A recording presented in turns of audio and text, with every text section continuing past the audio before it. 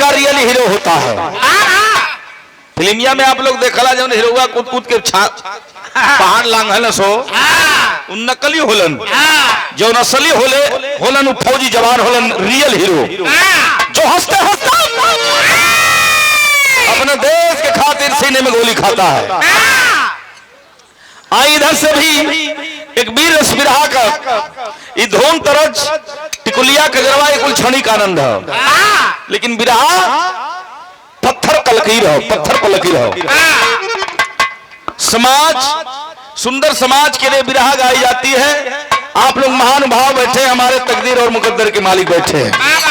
आइए एक कहानी एकदम बिरहा पे एकदम सट जाई। ये कहीं दूर का नाम, यही बगलिया के वीर का कहानी जो चाइना से भी लड़ा और पाकिस्तान से भी लड़ा और चाइना से लड़कर हिंदुस्तान का वो वीर बबर फौजी जवान हिंदुस्तान को तोहफा दिया था। वो कौन वीर है, जरा चलते हैं। आइए मास्टर वाह।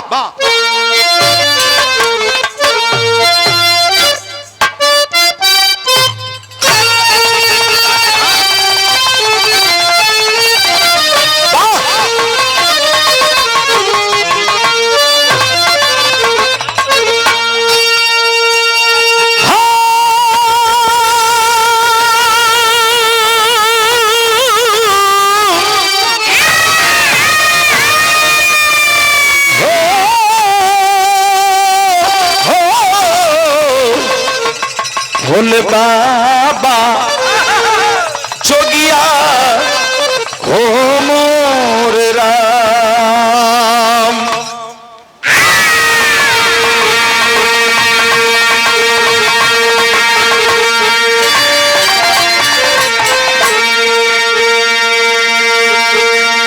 साउंड वाले भैया तुम्हारी स्टैंड छोट लगत है, एक पूरा हम कोशिश करे थी लेकिन हमारे बराबर ना होता ही। ये कहाँ बड़ा था, एकदम जाम है। हाँ तेल ओले पे लगावल करा लो कि सर पानी बढ़िया से करो। हाँ हो, हाँ तब का ये छोट पड़ा था हमसे, लेकिन यही में आवा 4 लाइन वीरन के प्रति भूमिका में लिखल गई बात कैसे भैया।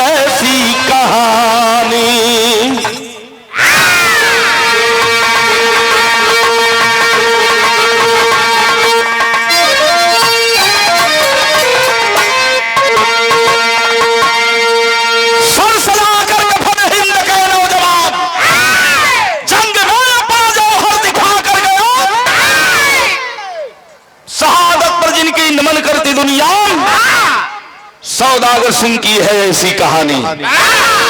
कहीं दूर का कहानी ना, ये आपके बगल के जिला आजमगढ़ जिला की कहानी है।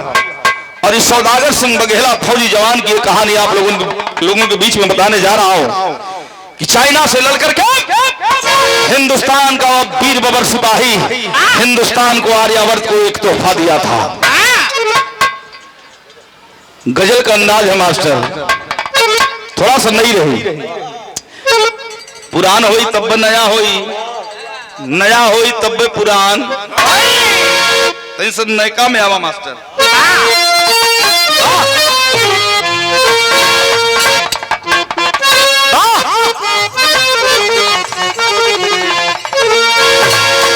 ये कोनो आशिक अपने मासुका से कहले रहल, रोज वीडियो कॉलिंग करेलू, फोन पे पर जितना पैसा कुल खींच ले लू, लेकिन आवेलू ना कहिया ले बहना चली वासिक कहे का कहे कि रोज का ए बहाना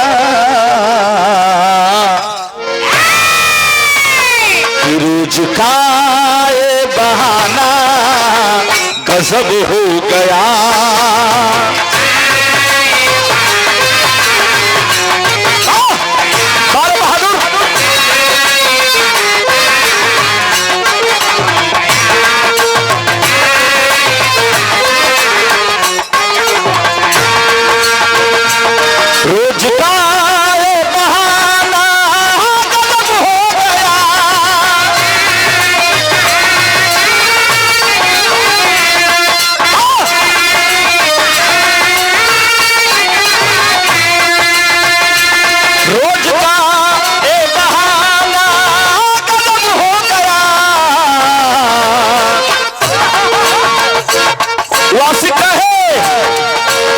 वादा कर के नयाना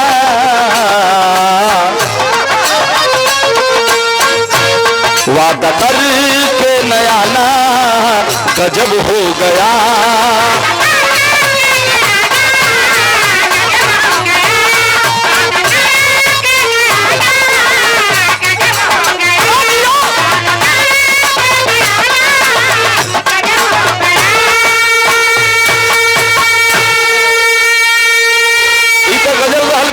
सुनने वाले भैया बाबू दादा चचा हो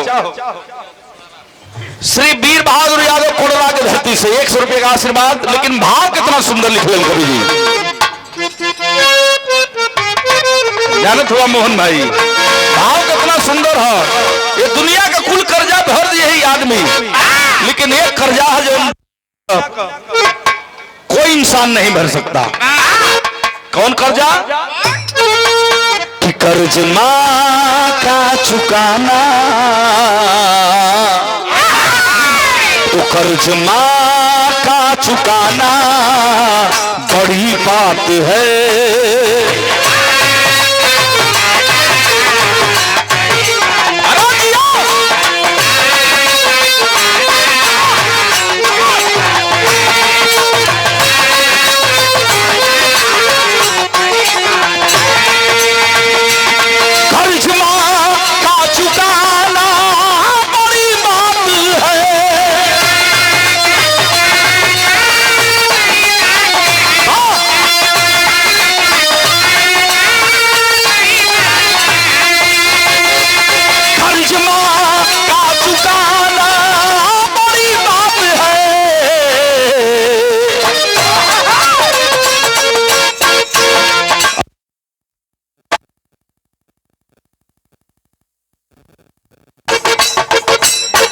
काहे फेल कर तो आए भैया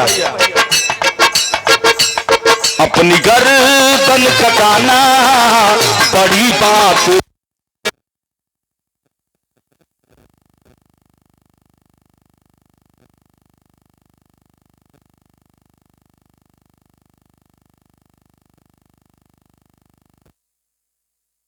कहानी की शुरुआत हो गई।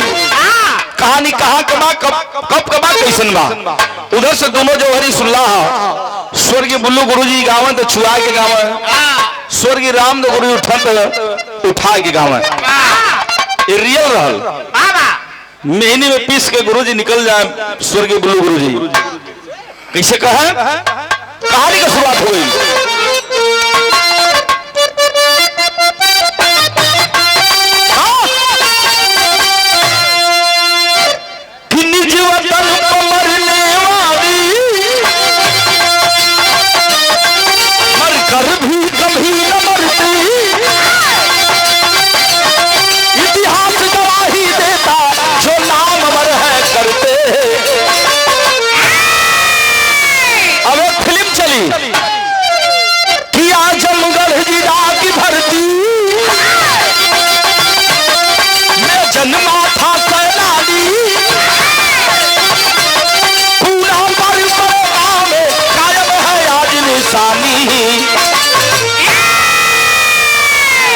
अब आगे न स्वर्गीय रामदेव गुरु जी कैसे जो हरि का है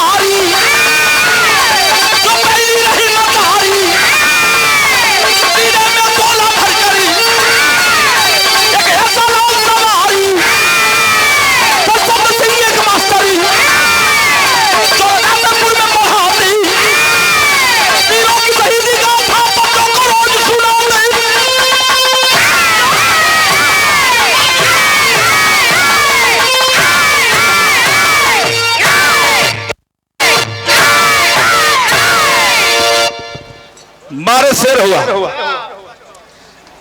लेकिन साउंड वाले भैया तुम मजाक किरकिरा कर देते हो भाई।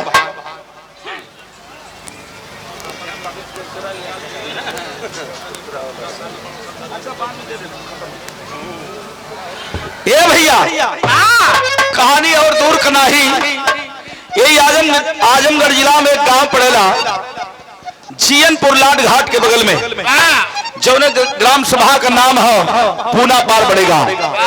वही का रहे वाला एक किसान जिकर नाम है, परिवार के मुखिया का नाम है महात्म सिंह, उनके दुल्हन के उनके धर्म पत्नी का नाम है बेली सिंह।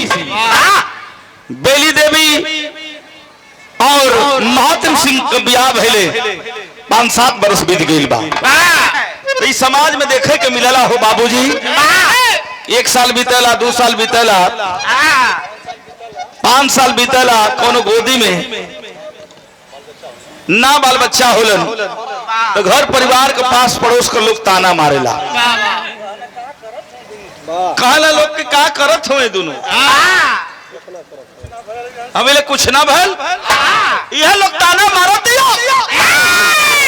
एक दिन भगवान से उल्हाना देतानी, निवेदन करतानी बेली की हे भगवान, सबके गोदी में अचरा में लाल देला, बेटी बेटा देला, हमारा गोदी में कोनो कानों को उतर दे देता, हमने के बुढ़ाई के सहारा हो जाते मालिक। हाई लांछना हाई बाज बाजिन वाला नाम छूट जात। धीरे धीरे समय बीतल हो बाबूजी, कहल गई बा कि आदमी को भाग बदले न बदले, लेकिन समय एक दिन जरूर बदलता है। कर्म अच्छा है तो समय जरूर बदलता है। आखिरकार बाबूजी मालिक के दरबार में तो महात्म सिंह का बेली मतारी का सुनवाई हो गई, माई का चरा भर गई। 9 महीना 10 दिन के बाद एक सुंदर सलोना पुत्र रत्न की प्राप्ति होती है। आय हाय पत्थरे पर डूब जामल हो पंचो, माई अपने गोदी में लेके बचवा के बड़ा खुशबानी, खुशी का शुरू होता रही। बाबूजी बड़ा खुशबाना, मिठाई बटता, सोहर गवाता, कुल होता। धीरे धीरे समय बीतल बा, माई बाबू पाल पोस के अपने बचवा का नाम रखले हो। का नाम रखले हो? सौदागर सिंह। जैसे नाम वैसे काम, लड़का धीरे धीरे सयान होता। 6 साल का जब लड़का भयो सौदागर सिंह, तो माई बाबू का सपना कि हमारे बचवा पढ़ी हो, लिखी हो, साहब डीएम कलेक्टर एसपी हुई है। माई बाबू का सपना देखा। माता पिता का कर्ज क्यों ना भर पाई? माता पिता अपने बेटे के लिए क्या नहीं करता है, लेकिन बेटा जब वह जवान हो जाई, अगर घरे में कोनो आ गई, कान ऐठा वाली मेहन की नस पकड़ ली, कहीं कहाँ जाता रहा, इन लोगों को वृद्धाश्रम में भेज दा, अलगे रह ली। लेकिन हाई देखा हो, संस्कार है, माई बाबू का प्यार है। 6 साल का लड़का भैया सौदागर, तो माई बाबू का सपना है कि हमारा बेटा पढ़े जाए। समय कौन है? 1962। उधर से सुन ला 1962 की कहानी, ये से भी 1962 की कहानी आप लोगों ने सुनाओ थी। 1962 में अपन माई बाबू अपना बचवा बदे झोरा पटरी लिए, लन कलन जहाँ बचवा पढ़ा। शब्द सिंह मास्टर साहब पढ़ावत होन। एक दिन इतिहास का पन्ना उठा के, इतिहास की किताब उठा के शब्द सिंह मास्टर साहब कलन के हे बचवा, आज कोनो विषय न पढ़ाई, आज इतिहास से पढ़ाई। बड़ी कुर्बानियों के बाद देश आजाद भई, लाखों लाखों इस देश के लिए कुर्बान हो गए, तभी भारत माई आजाद भइली। जानते हो बच्चों, जलियाना वाले बाग में जनरल डायर गोली चलवाया था।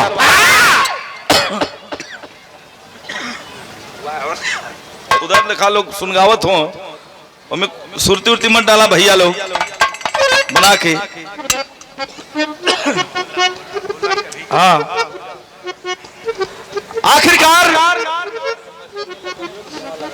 हाँ लकड़िया का लगता है धुआं, इधर से लोग कहना तो इधर आवता ओके तनी बार दे भैया। आखिरकार बाबूजी जलियाना वाले बाग में जनरल डायर गोली चलवाया था। जब देश हमार गुलाम रहल, जनरल डायर आयल और जलिया वाले बाग के मेला में 10 राउंड में 1550 गोली चलवा दिया। ये बचवा लोग जानत हुआ उनमें हजारों हजारों लोग मार दिए गए मेला, जैसे यहाँ मेला लगल बा। एक लड़का बचा था जिसका नाम था उधम सिंह, वो 8 साल का था। बहते खून की धारा से और तिलक लगाया था, जब तक जनरल डायर को मार नहीं लूंगा चैन की नींद नहीं छूंगा। जानते हो बचवा, अरे जब जवान भर पट्टा जवान 18-20 साल का हट्टा कट्टा जवान हुआ उधम सिंह, तो जनरल डायर को इंडिया में नहीं पाया, तो जल मार्ग से हो करके, पैसे की व्यवस्था नहीं बन पाई थी, लेकिन जल मार्ग से हो करके लंदन में जा करके गोली मारा था। देखा कक्षा क्लास में कई लड़का होलन, लेकिन कुल लड़का तेज ना होलन पढ़े में। सौदागर सिंह लड़का के दिमाग में बात घर बनावे पंच कर लेलस कि मास्टर साहब पढ़ौलन की देश बड़ी कुर्बानी के बाद आजाद भयल और जनरल डायर के लंदन में जाके गोली मार लेलन उधम सिंह। तब वो अपने देश खातिर सिपाही बनब और सिपाही बन के तिरंगा झंडा फहराई। झोरा पटरी 4 बजे छुट्टी भइल, झोरा पटरी लेके सौदागर सिंह बघेला घरवा आवत हुन। जब घरवा आइलन तो देखत का हुआ, आ रही हमारे चाचा जी श्री हरिहर चाचा जी हरदासपुर की ओर से आपके शीशोड़ों में बहुत बहुत प्रणाम, 100 रुपए का आशीर्वाद आपके शीशोड़ों में बहुत बहुत प्रणाम करता हूँ, नमन करता हूँ। झोरा पटरी लेके सौदागर सिंह आयल, हम हातिम सिंह चचा वही चारपाई पे बैठल हो, अपने लड़का के देखल कि दौड़ के आवत हमार बचवा हाफत काजनी कहीं कोनो लड़का से झगड़ा कर ले का आय के वही उनचने बैठल लड़का देखा शिष्टाचारी है, आय के उनचने बैठ गल कल बाबूजी एक बात कही। बाबूजी महात्म सिंह कहलन कि बाबू ये लाल कौन बात कह तारा बतावा, तो लड़का बताओ था गीत कल जा है मालिक से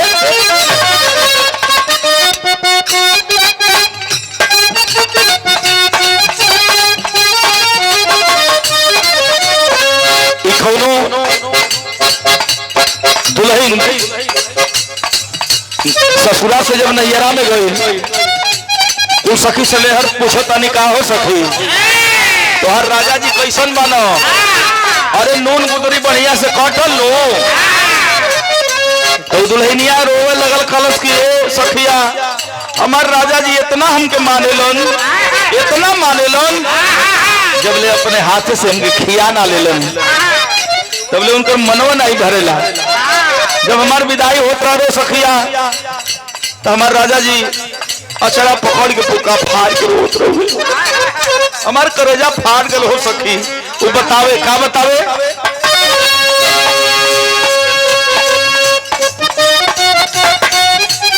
ये कहे नहीं हर जाए के हम कैली तैयारिया,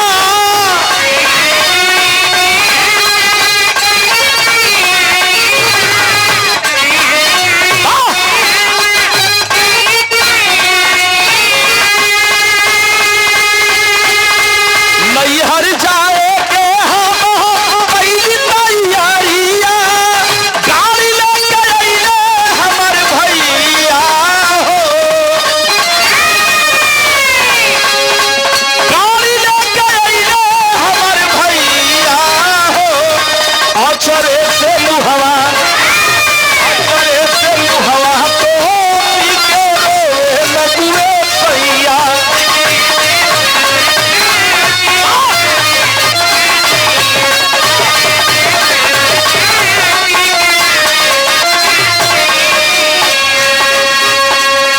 गीत रहल, लेकिन यही भाव में वो लड़का अपने पिताजी से महातिम सिंह से कहता, बड़ी ऊंची बात कह रहा है सौदागर सिंह अपने बाबूजी से। क्या कहलन, देशवा के खातिर जहिया, देशवा के सेवा खातिर वर्दी जहिया पईले, वर्दी जहिया पईले,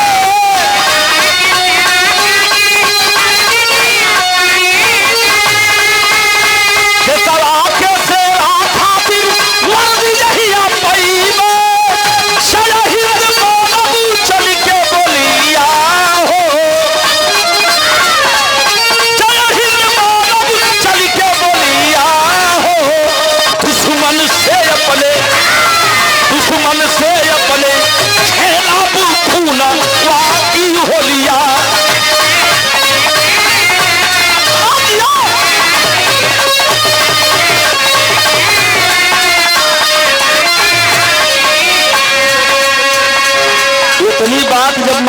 सिंह चाचा सुनलन, उठ करके चरपाई से खड़ा हो गए, अपने बचवा के मुखार बिन से इतनी बात सुन के उठा के कलेजा से लगा लेलन। कलम बारे बचवा, हमसे बढ़िया तुहार सोच, हम तो किसान आदमी, लेकिन हमार बचवा पढ़ लिख के फौजी जवान सिपाही बनल चाहता। एक बात और अपने बाबूजी से कहता, लड़का का कहता, एहो बाबू कर जा धरती माई गए चुकई अपने,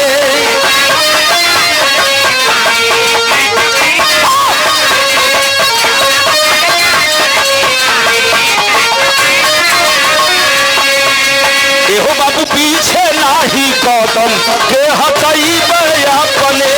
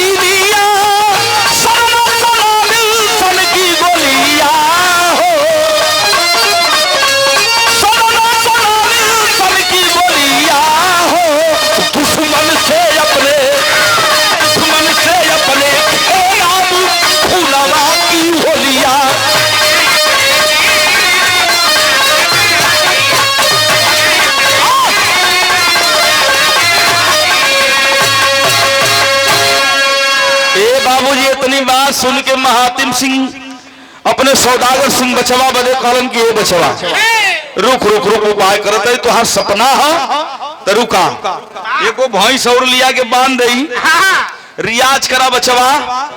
अब धीरे धीरे समय बीतल, लड़का पढ़त लिखत हाई स्कूल पास कर लिया, हट्टा कट्टा जवान और पहलवानी भी करे लगल।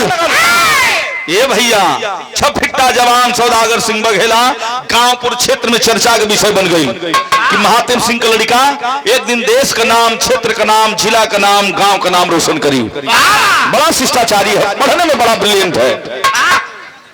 धीरे धीरे समय बीतल, लड़का हाई स्कूल पास जब कैलस तो भर्ती में जाए लगा, भर्ती में जाए के लाइन लगावे लगल।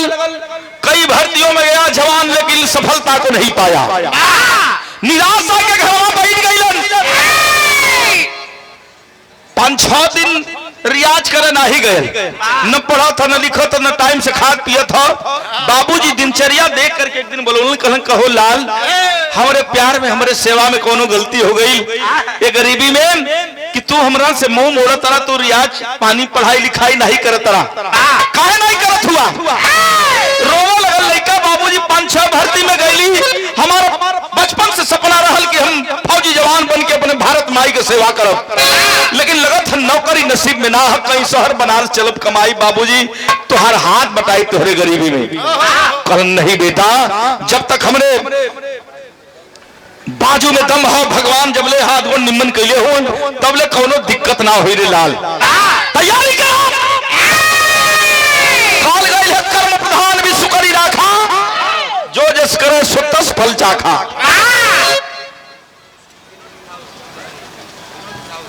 आदरणीय विनोद टेंट हाउस शहरी के धरती से 50 रुपया दिलन भैया के बहुत बहुत प्रणाम, नमन बंदन अभिनंदन। आखिरकार लड़का तैयारी करे लगल। जब तैयारी करे लगल, धीरे धीरे 5-6 महीना के दिन बीतल, फिर वह तैयारी है। तब एक दिन आइलन सौदागर सिंह का मामा एक ठे रिश्तेदार लेके। महातिम सिंह कहलन कि बैठा बैठा हितऊ और हालचाल ठीक बा ना? कहला ठीक बा ये पहुना, लेकिन हाई दू जाने के हो? सौदागर सिंह के पिताजी कहलन कि के हो वो दू जाने? कलम बड़ा गरीब आदमी हो, हम सोचलिए कि हमार बहनवा हट्टा कट्टा जवान हो, बड़ा शरीफ, पढ़े में बड़ा बढ़िया हो, बेचारे गरीब हो, इनका लड़की भी बड़ी बढ़िया हो, बड़ी सुंदर है, बड़ी सुशील है, पढ़े लिखे में बड़ी टापरी हो। क्या ला? अब तू कहा, हमने कहा कहा रिश्ता हुई, कहा कि मतलब क्या तुहार है? कहा कि सौदागरा का ब्याह हो जाता है में दिक्कत, उठ के खड़ा हो गए महातिम से चचा कलम की हरे मर्दवा लड़का अभी पढ़त लिखत है तैयारी और सपना है कि हम फौजी बनब सिपाही बनब तुम मर्दवा रोड़ा बन गिला आई पानी पिया चाय पिया खा पिया घरे जा उठ के उठल न सौदागर सिंह का मम्मा उठ के जाए लगन कलम मर्दवा बड़का लड़का वाला बन गिला यही बात पर बिना दहेज का बियाह ना करके दिखौली तो हमार नाम चतुरी ना ये भैया तनी सर रुकल होता तब मरू मजा अगर होता देखा ऐसा ना बीरन की जरूरत है तो जोरदार ताली बजे भैया वाह देखा तो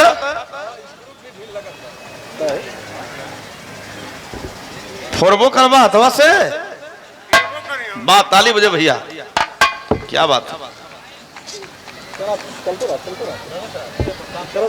ये भैया उधर का भी काम होगा इधर भी काम होगा आखिरकार कलन जा तो हर बहने में मर्द है बियाह करा देखा अब के लइकन में तब के लइकन में कितना अंतर है अब के लइका 13 बेर लइकी देखत हूँ जब ले पूरा बढ़िया से देख ना लेत हूँ हाँ कई एंगल से देखत हूँ लेकिन अपने ना देखत हूँ कि हर ऊंच केहर खाला हाँ लेकिन ए भैया शिष्टाचारी लइका है तैयारी एकदम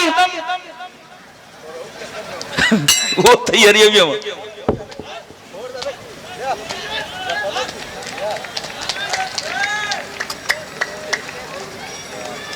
वाह वाह वाह भाई बहुत बहुत लव यू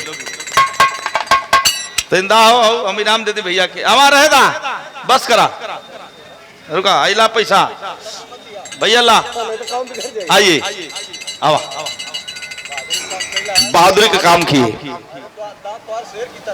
दांत तो हार शेर की तरह एकदम छरकत रहा हाँ इंडियन लिखल भी बा हाँ एकदम छरकत रहा एकदम तैयारी में रहा वाह बहुत बहुत नमन भाव ये भैया कहला के मतलब मम्मा गुआई कैलन कहलन कि अगर हई भर्ती ना होत लड़कवा और का दो दुल्हन घरवा में आइल दुल्हन का किस्मत अगर आपस में लड़ी सौदागरा का किस्मत खुल जाई बियाह कहले का मतलब चतुरी के अगुवाई से सौदागर सिंह के बियाह महातिम से सिंह चचा रख देलन धूमधाम से बियाह कैलन घरवा में स्त्री देवी जब दुल्हन अइली रह बाबूजी देखा चमत्कार होता यह कहल गई है गृहिणी लक्ष्मी है दुर्गा है काली है रचंडी है आखिरकार आई रहे दुल्हन घर में 5-6 महीना जब बीतल है तैयारी वही तरह लड़का का तब ले गांव का लड़का आयल वही के संगे दौड़त है पवन यादव के संगे सौदागर सिंह दौड़त है आयल है पवन कलश की है सौदागर अरे रामनगर बनारस में अरे भैया खुली भर्ती निकले चल किस्मत का जमाइश कर ले हल जा सर्टिफिकेट लिया जवान और ट्रेन को पकड़ा और चल दिया है बनारस रामनगर में फौज का भर्ती देखा है जब चल रहे तो यहाँ गीत बड़ी मजेदार लगल है मालिक पीछे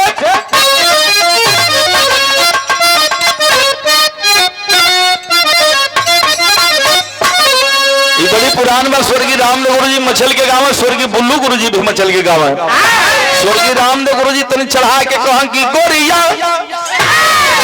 ओ गोरिया मुश्किल भजीनू तेरी गली में अरे तेरी गली में तेरी गली में और मुझको मयूरू तेरी गली में स्वर्गीय रामदेव गुरु जी कहा स्वर्गीय बुल्लू गुरु का जब नंबर आवा करियाई पे हाथ दे के उठन कहला काए काशी चाप देव का ताप काशी गुरु जी नीचवा से कहा कि ताप तब कहे है रामदेव सुना ओ निकलो कोल्हू से पीनो तेरी गली में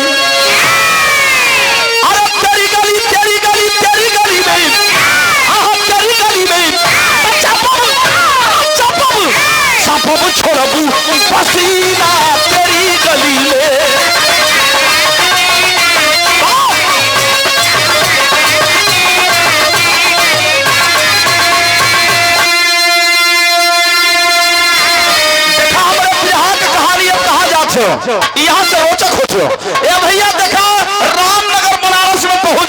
सौदागर सिंह गैर सही समय से सही वक्त पर लाइन लगाया। जब लाइन लगोलो सब दौड़ का पारी आयल हो, एक्सीलेंट दौड़ मार दिया। जब कर्नल देखलस कि अरे हट्टा कट्टा छपिट्टा जवान पहलवान की तरह शरीर, अरे तो एक्सीलेंट दौड़ मारा है, जाके कर्नल पकड़ लेलस। कस वाह तू तो भर्ती लायक है।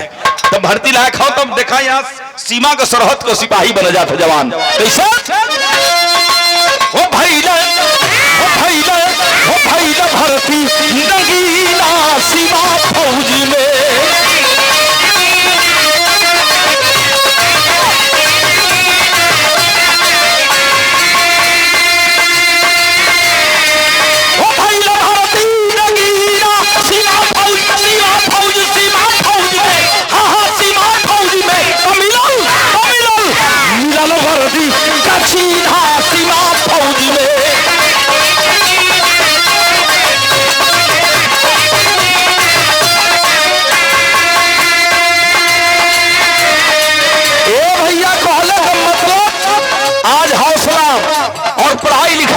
लाई है। सीमा के जवान होकर कर्नल रख लेलस, अधिकारी रख लिया कि हमारे सेना लायक है।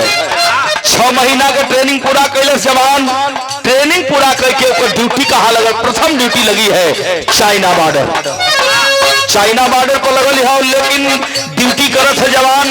दिन कहा तो दिन में ड्यूटी करत था, रात में पढ़त था, रात में ड्यूटी है तो दिन में पढ़त था।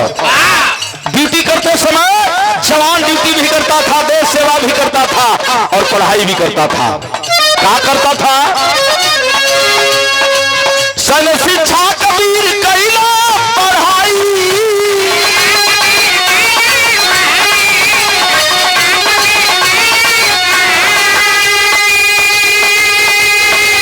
चित्तौड़ से गईला जवान बिगड़ी पाई।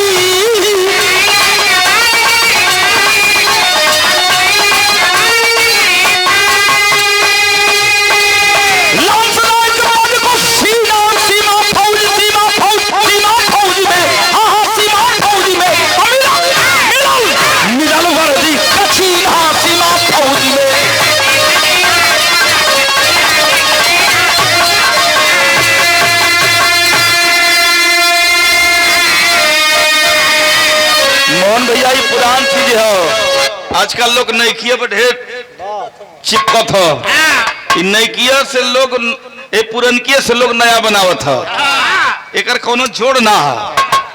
तो एकदम नैकी पुरनकी पर ध्यान रहे, नैकी पर ज्यादा न रहे। ए भैया आखिरकार जवान फौजी जवान हो गया। ओकर पहली ड्यूटी लगल है चाइना बॉर्डर पर। कुछ दिन बीतल है, तैयारी कैलस जवान, सैन्य शिक्षा की परीक्षा दिलस और चित्तौड़गढ़ राजस्थान से परीक्षा को पास किया तो सैनिक से अब हवलदार हो गए। हुआ जवान।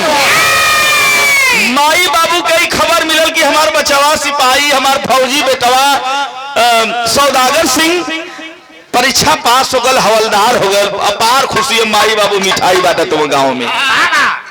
आई देखा धीरे धीरे समय बीतल। खुफिया एजेंसी हेडक्वार्टर से खबर आती है, ऐ सौदागर बघेला अपनी टीम को, अपने बटालियन को लेकर के जाओ। सुनने में आया है कटबंधा काट करके चाइना कुछ फौजियों को लेकर के हमारे सीमा सरहद में प्रवेश करने वाला है। जवान झूम गया सौदागर सिंह बघेला। कसम धरती मैया के, कसम तिरंगा झंडा के, आई पापी तोड़ देंगे। किसकी मजाल है छोड़, किसकी मजाल है जो छेड़ दे दिलेर को? अरे किसकी मजाल है जो छेड़ दे दिलेर को? गर्दिश में कुत्ते भी काट लेते हैं शेर को। चलो जवान, तो यहाँ टेरी के भाव लिख रहे जवान। कवि लिख रहे कैसे?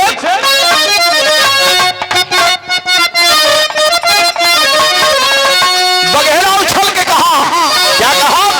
अरे राम तनिक कैसे जाई पनिया,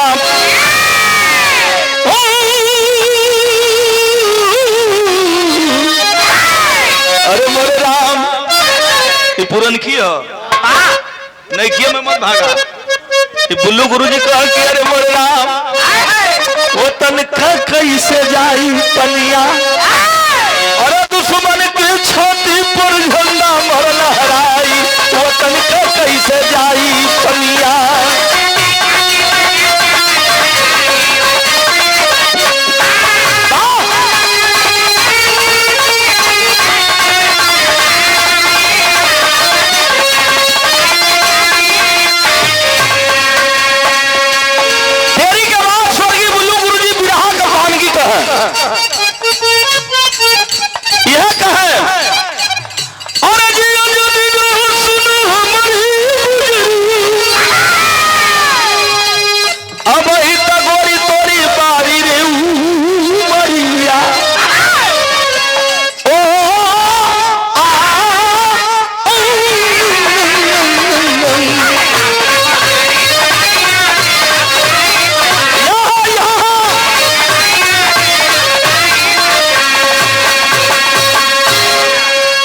जवान 4 जवानन का टोली बनौलस।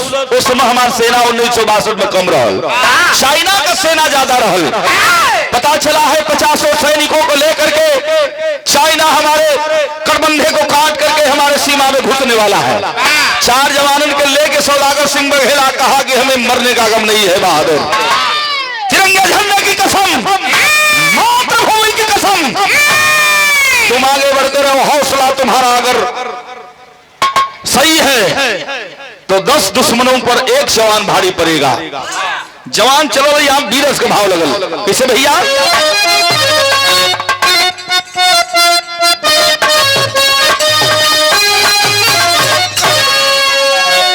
कई जिला से चले मोहन भैया, मिर्जापुर से निकासी है कर मिर्जापुर बनारस होते हुए, गाजीपुर होते हुए, बलिया होते हुए नेपाल निकल गई। गवाले कहा गवाले, अरे तबारी उमर कुमर लचकनिया, तारी उमर कमर लचकनिया, गोरिया खींचली हुई के पनिया, गोरी के झूले झूलनिया ना।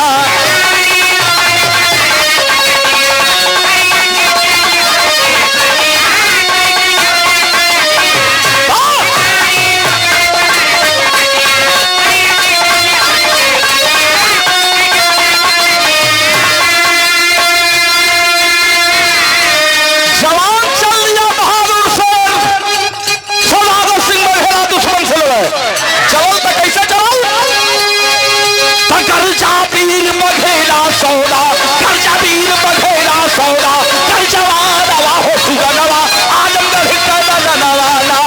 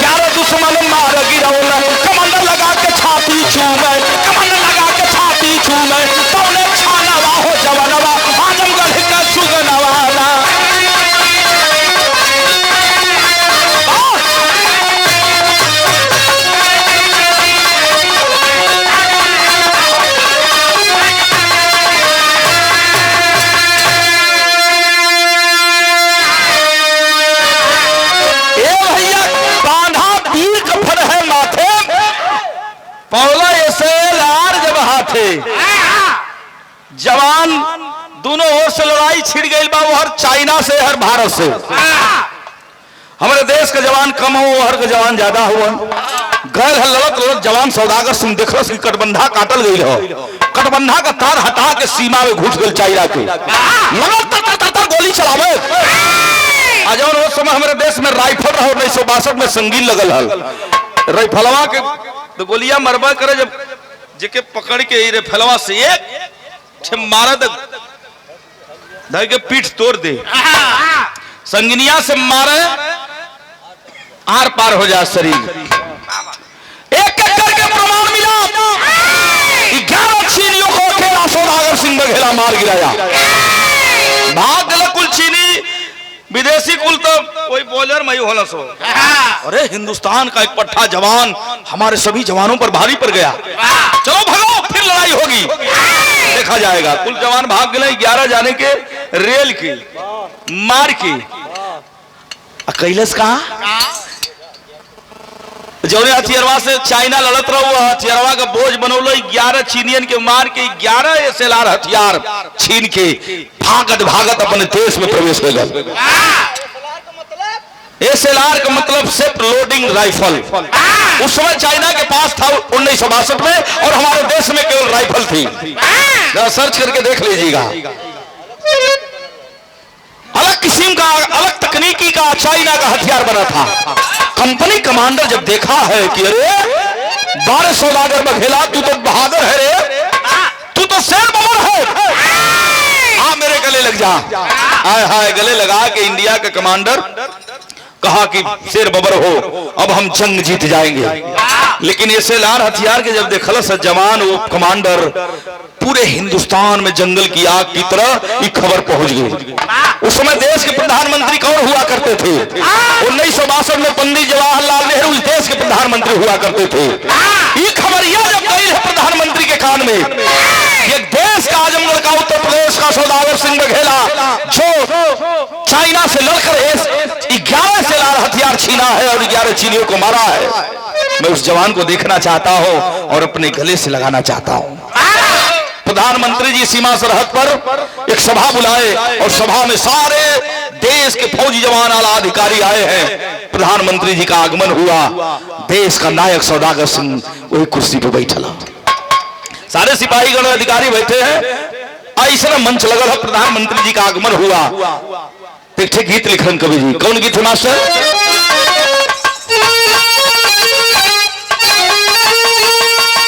यो पुराना हम मोहन भैया, यो को जोड़ नहीं खे। कोनो लड़का है, कोनो मंचली लड़की से कहे रहा कि यार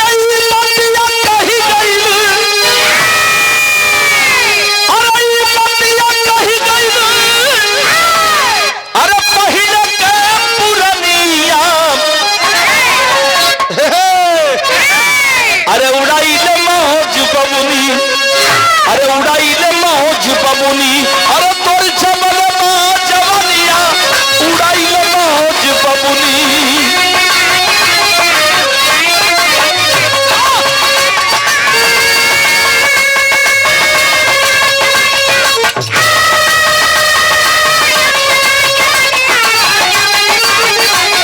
उड़ाई ले मौज बबुनी, तोर जमल जवनिया।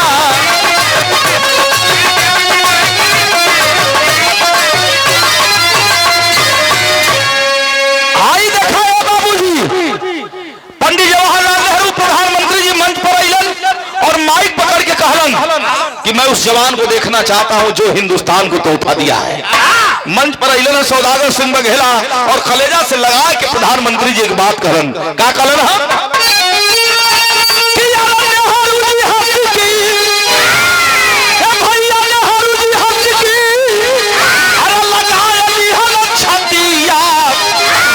बचाए लेहला हीरावा, अरे बचाए लेहला हीरावा, अरे अपने देश के इज्जतिया बचाए लेहला हीरावा।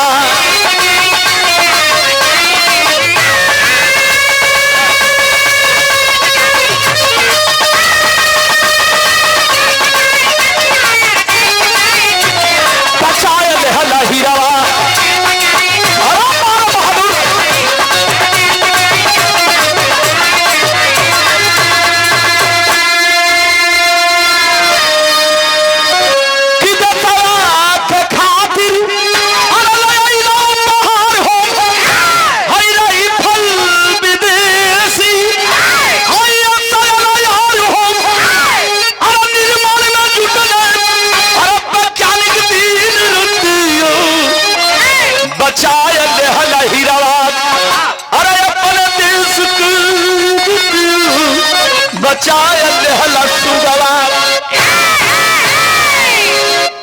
बड़ा गदगद भया वह सौदागर सिंह बघेला की हमार सत्कार और सम्मान प्रधानमंत्री महोदय जी ने किया है। सारे बटालियन का सीना गदगद हो गए। ये भैया एक बात कहा वह जवान सभी टोलियों को और सारे जवानों को कहा कि ये जवानों, जिंदगी जीने के लिए 100 साल जरूरी नहीं है। एक दिन में ऐसा काम कर जाओ कि आने वाली पीढ़ियां तुम्हें बरसों बरस याद करें। आए हाय बाबूजी, खुशी का ठिकाना नहीं खे। अपना माई बाबूजी के खबर भेजता सौदागर सिंह की, बाबूजी ए माई, आज तोर सेवा, तोर प्यार, तोरे अचरा का दुलार पा के हम इतना खुशबानी कि आज हमार प्रधानमंत्री महोदय जी हमार सत्कार करें, अपने गले लगौलन। माई हाँ, खुशी का आंसू छलक पड़ल। माई के बारे लाल जा जुग जुग जिया और देश का पानी है तेरे बचैया, तिरंगा झंडा का वो झुके न पावे। ये भैया धीरे धीरे समय बीतल, जवान छुट्टी घर आया और छुट्टी काट करके फिर गया है, सरहद पर सेवा कर रहा है। धीरे धीरे समय कितना बीत गई? 3 साल का।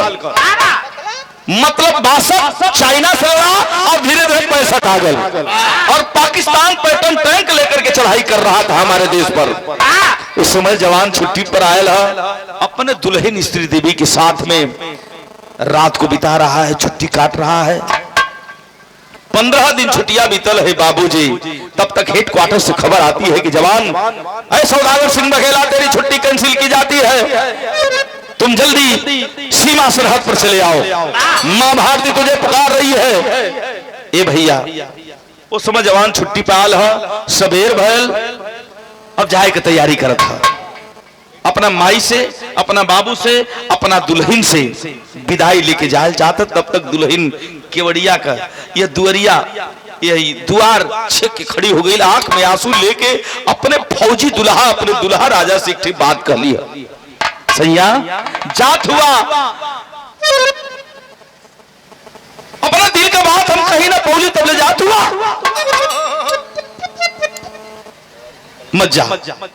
हंस पड़ा देश का फौजी जवान सौदागर सिंह बघेला, अरे दुल्हन, अरे तोरे मांगी के सिंदूर फौजी जवान हरे, इन मामूली आदमी नहीं खे। हाई वर्दिया खातिर सुना, जब हमार बचपना रहल दुल्हन, तू तो बाद में एलू, जब हमार बचपना रहल तो हमार मास्टर साहब पढ़ौले रहलन कि देश के साथ, देश के खातिर बड़ी कुर्बानी भइल, हमार सपना पूरा भल रहल बचपन वाला। आई वर्दिया के तू कम मत बुझा, काहे बदे हमार सपना रहल बचपन में, झिझिया में कहता जवान का,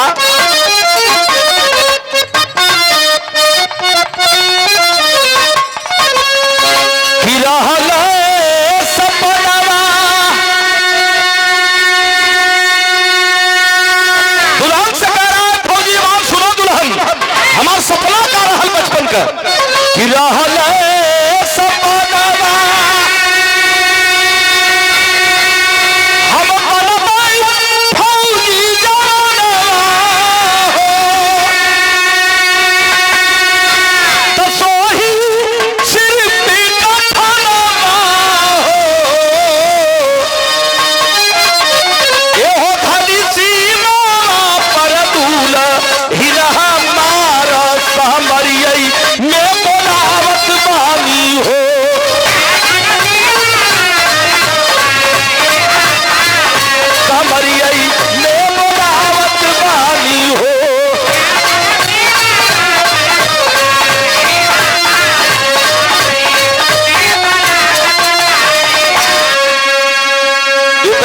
सुन के दुल्हन और फफक के रोए लगा, कलश के राजा, हम अपने दिल का बात नहीं बतौली, तब तक हम के जल में छोड़ के जात हुआ। सुना, जब इतनी बतिया दुल्हन कहत हो, जेकर पथरे का करेजा वो ढूंढ देलस, का कलश हमने फौजी सैया से, अरे मंगिया सजावाला, अरे मंगिया सजावाला,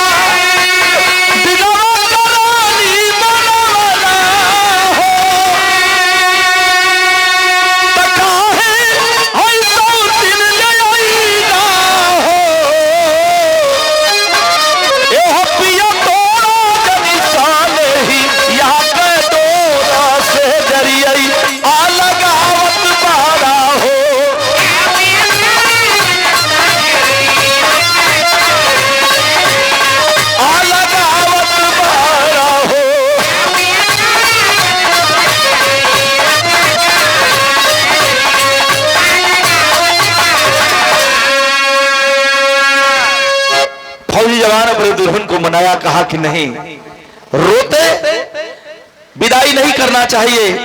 ये दुल्हन हंस के हमारी विदाई करा, जंग जीत के आई दुश्मन से, जितना दिल में तो हर बात है कुल हमसे कहिया, लेकिन आज हमारा विदाई हंस के करा। पूछ लेती है दुल्हन आस और कहती है कि ये सैया, यही तेरे आंसू आ गई है। माई अपने लाल का आरती का थाल सजा के अपने बचवा सौदागर सिंह का आरती उतार तारी, जा बचवा, विजय का हम आशीर्वाद देते, दुश्मन के छाती पर तिरंगा झंडा लहरिया। बाबूजी आशीर्वाद दिलन कि जा बेटा, पिता हमेशा अपने बेटा का सफलता की ओर आशीर्वाद देने का काम करता है। जा जंग जीत के आया।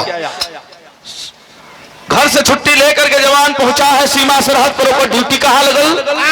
जम्मू कश्मीर में बाना सिंह चौकी पर 1965 में लगी है। और दुश्मन पाकिस्तान लेकर के पैटे टंक सोचा था कि हम देश के भारत के बर्बाद कर दे।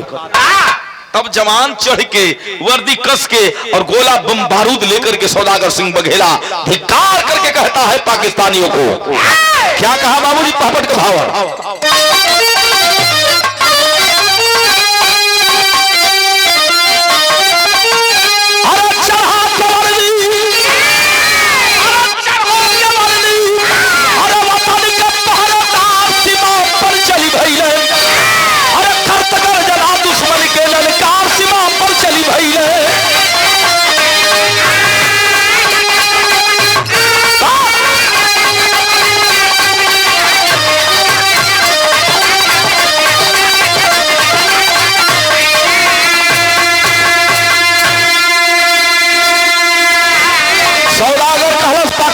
से कि है पाकिस्तानियों सुनो, दूध मांगोगे तो खीर दूंगा, कश्मीर मांगोगे तो खड़े खड़े चीर दूंगा। अरे दिल है हमारा कश्मीर जो आगे कदम बढ़ाओगे, अरे चीर कर सीना भर देंगे, बारूद अगर टकराओगे। अरे इनकलाब को अरे करतबीर जयकार सीमा, अरे पल के मौत है उठा लिया,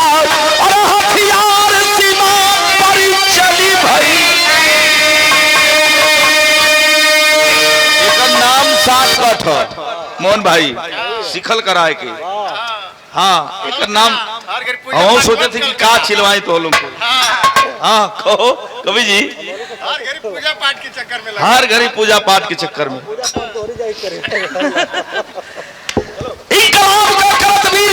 सीमा पर चल भैया, पल के मौत है उठा लिया हथियार सीमा पर चल भैया।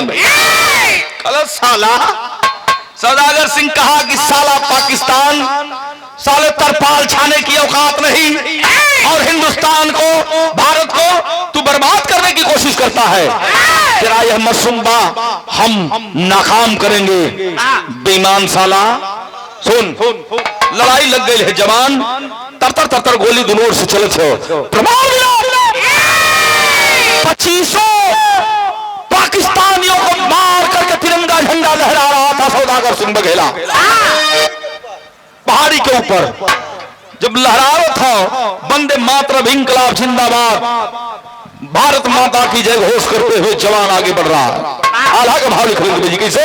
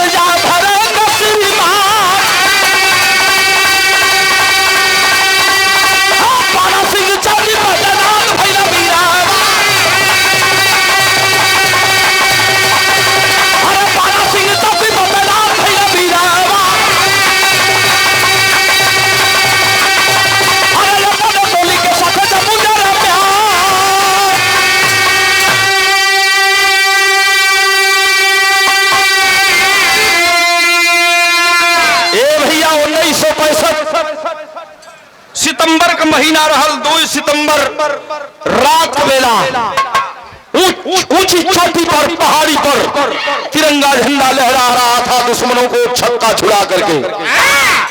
तब तक एक दुश्मन झाड़ी में छिपल है। दुश्मन हमेशा धोखे से वार करता है ये पाकिस्तान। तेरा तेरा मंसूबा हम पूरा नहीं होने देंगे जब तक हिंदुस्तान का जवान सिपाही जिंदा है।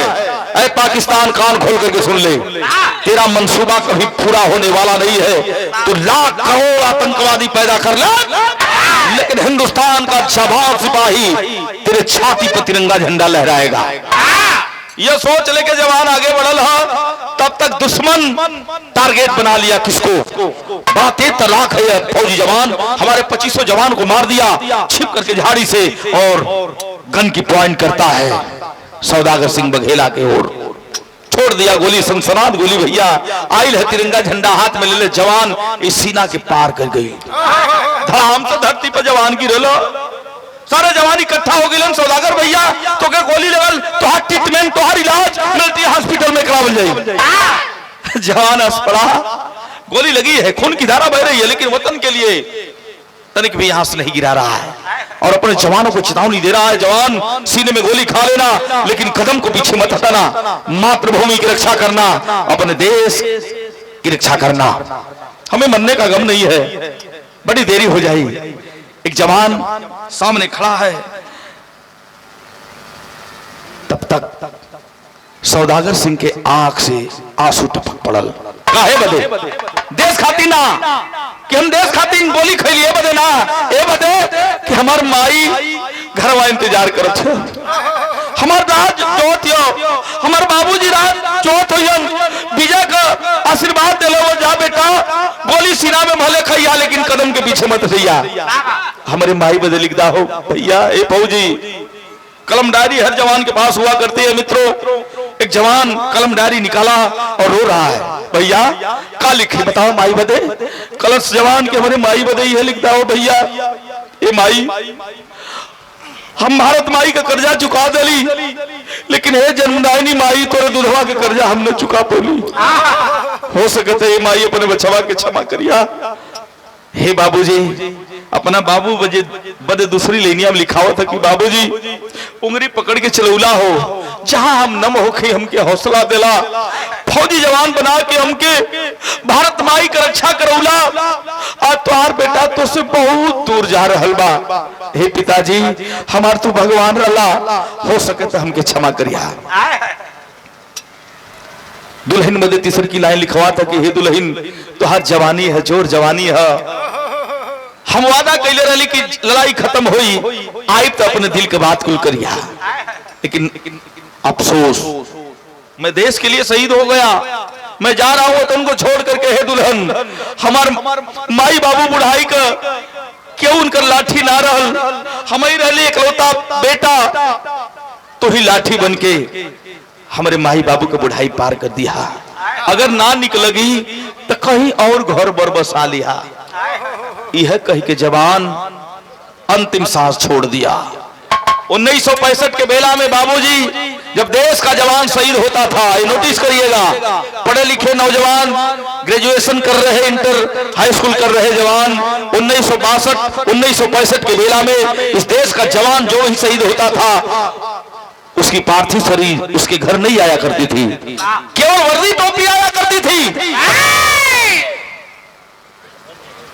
और भारत सरकार सीमा सरहद पर जवान का अंतिम दाह संस्कार कैले बा, और टोपी वर्दी वही ताबूत में बंद करके यही आजमगढ़ पूना पार में भैया लोग लियावक काम करत बा।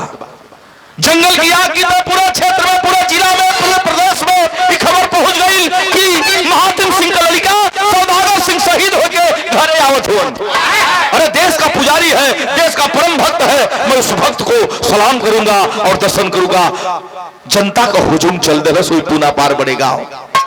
भैया आइल है, ताबूत उतारल गई दुअरवा, अभी माई से लोग ना बतौले है, दुल्हन जानत थी, बाबूजी जानत हुआ, घरवा ताबूत रखल गई। सारे जवान, डीएम साहब, एसपी साहब, आला अधिकारी, नेतागण सब लोग दुआरे पर बा। ताबूत उतारल गई और डीएम साहब जाके ताबूत के खोलन है। जो ही बाबू का नजर पड़ रहे वर्दिया पर, छाती पीट के रोल लगलन कि हमारा बचवा कहाँ गइलन, हमारा बचवा का शरीरिया नहीं खे, खाली वर्दी टोपिया है साहब, हमारे लाल के एक बार मुहवा दिखा दा। डीएम साहब रोल लगलन, नहीं, जो सरकार का नियम है हम उसको पालन करेंगे, उसके विपरीत नहीं जाएंगे। आपका बेटा बहादुरी का काम किया, वो देश के लिए मरा नहीं है, वो अमर हो गया। ए भैया, माई जब अली है, हाय हाय पागल का भेष, कौन माई बर्दाश्त करी हो। अली है ताबूत के सामने आई हो, लाल करके वही ताबूत पर गिर के अपने लाल के गोहरावतारी और वर्दिया टोपिया लेके कहली का हो पगलू, हे बेटा आई बुढ़ाई का लाठी डाला तू चल गईला, हमन का बुढ़ाई के पार करी रे लाल, इतना बता के गए होते तो हम अपने आप के मना ली, लेकिन कैसे मनाई। दौड़ती हुई दुल्हन आती है, माई के हथवा से वर्दिया टोपिया छोड़ के आई करजवा से लगा के एक बात कहते हो, वादा कैले रहा आवे बदे ना इला, तो सुना एक बात, सब लोग सुनत हो कैसे।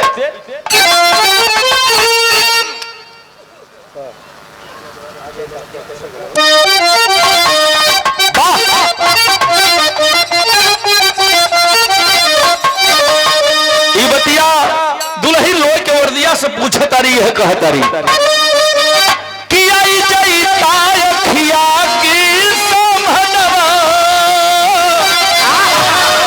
कि आई जई तायखिया के समहनवा, सजनवा हमरे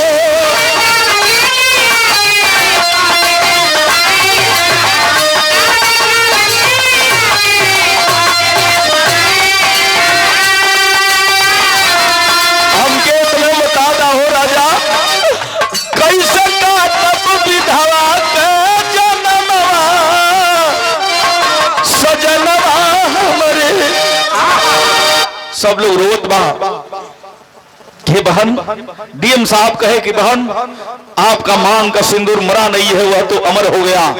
जो देश के लिए जीता है, जो देश के लिए मरता है, वो लाखों नहीं करोड़ों में एक होता है। आखिरकार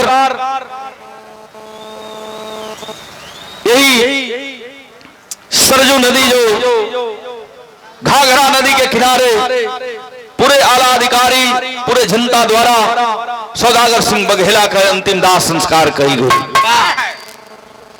धीरे धीरे समय बीतल, आज भी जे भैया मधुबन लाड घाट गए हुई तो पूना पार बड़े गांव में वही चौराहे पर जवान का मूर्ति आज भी लगल है।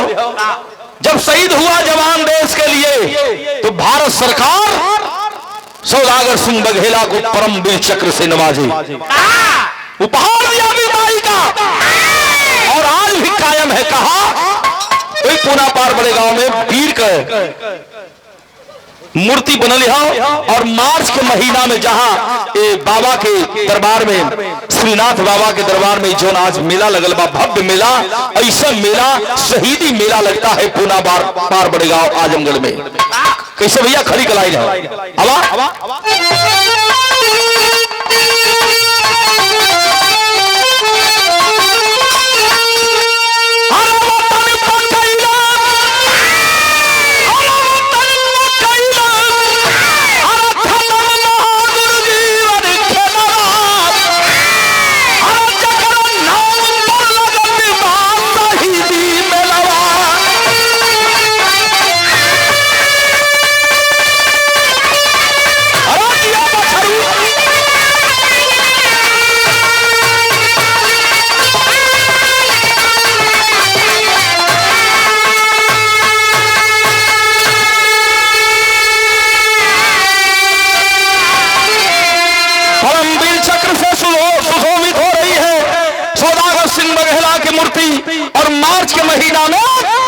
लोग शहीदी मेला लगवाते हैं और होता है क्या वहां पर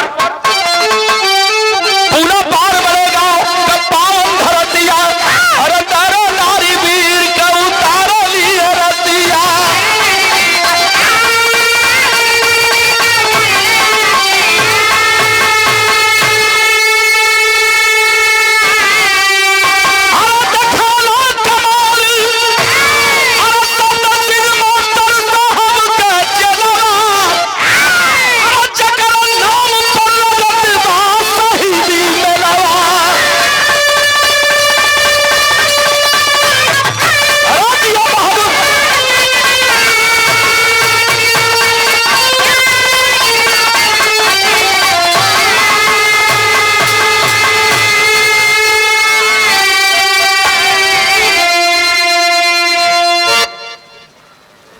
और एक बात बताऊंगा 1965 में देश के शहीद जवानों की लाश नहीं आया करती थी, लेकिन एक बात मैं बड़े फक्र से कहना चाहूंगा कि जब देश के रक्षा मंत्री हुए 1996 में धरती पुत्र मुलायम सिंह यादव तो कानून पारित करवाए संसद में लड़ करके कि देश का किसी भी धर्म किसी मजहब का देश का जवान होगा जो शहीद होगा उसकी वर्दी टोपी नहीं जाएगी, उसकी पार्थिव शरीर सह सम्मान उसके घर जाएगी और सम्मान में भारत सरकार उस जवान शहीद जवान को 10 लाख रुपया सम्मान में देगी।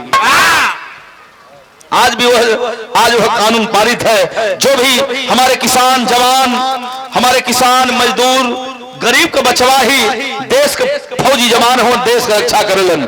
जो भी शहीद होता है जवान उसकी पार्थिव शरीर उसके घर में आती है और सह सम्मान उसकी विदाई होती है।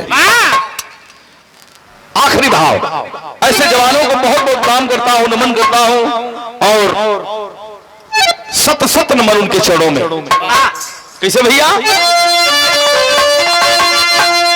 गुरु बिहारी गुरुदेश जी धन्य वतन के वीर प्यारे लाल जी कवि रामानंद जी भारत के तकदीर।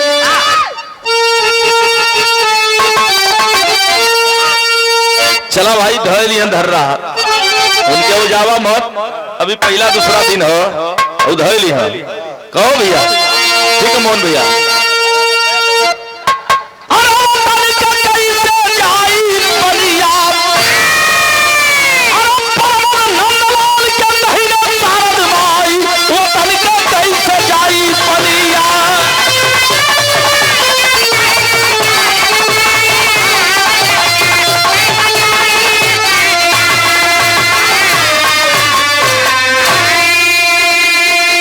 बहुत बहुत धन्यवाद।